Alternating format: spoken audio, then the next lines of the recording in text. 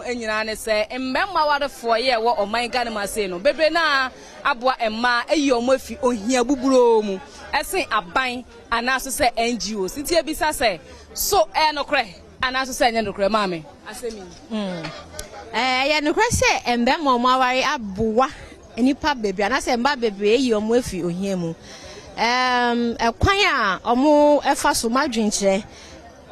obi tumi hu maami bia hu se ho kire e wo ho papa ne mba school komu ono ankasa na adwuma yemu enkoyie nti otumi adopt nkola ni bi esan ema maami no dwetire ema ni tumi diye adwuma ema ono so ebegina ne nan so eyi ne mba school fees ni ade no efree liti so na ye hwe aban a impo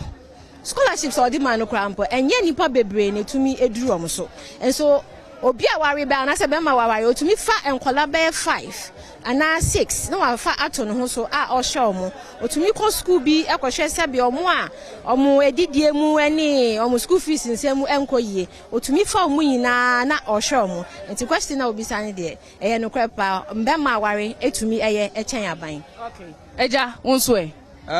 me de metima ka se mema ya wale no umtimi yetin NGO fo no ni ade because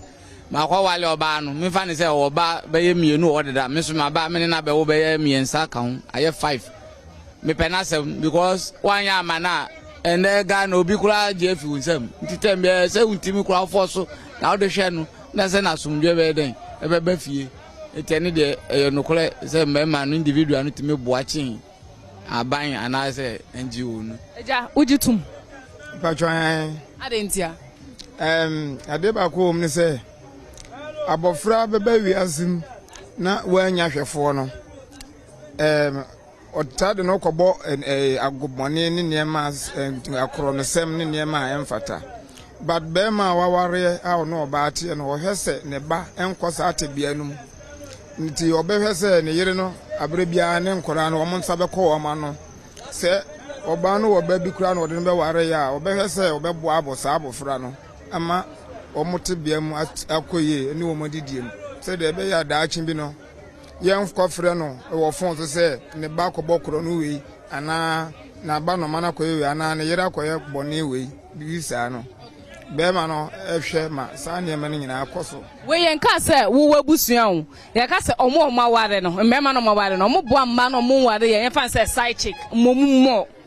wasi ase aha momummo ma mi mom die sa NGO fo no asa na mo ka no mi amihia bi da ba metete wo mo ho nsem wo radio so ne TV so but se obi afa obi wa abonten ehwe no se de mo ka no dis NGO fo no kwa di na mate se obi ni obi wo fie na wo hwe afoforo ma ase we de wo fi mu eja enti asem ni nyina ne se bema wawade na o hwe oba enye ne yire enye ne hwio but o hwe ne fa se side chick bi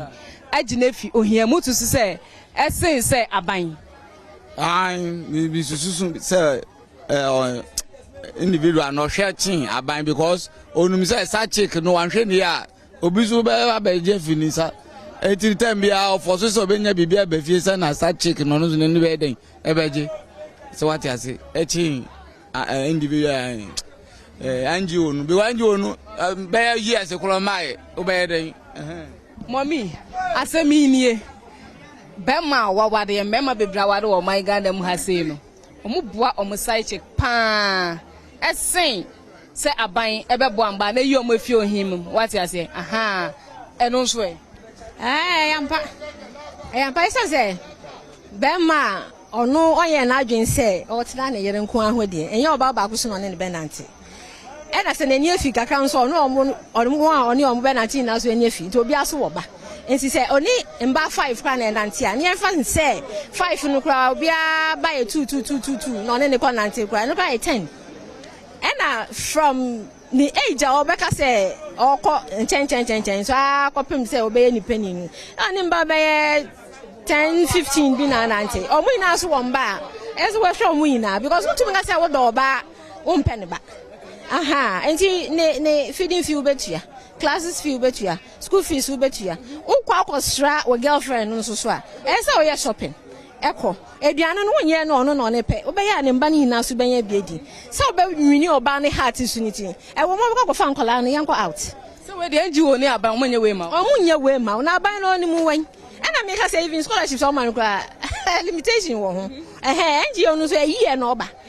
nso so anye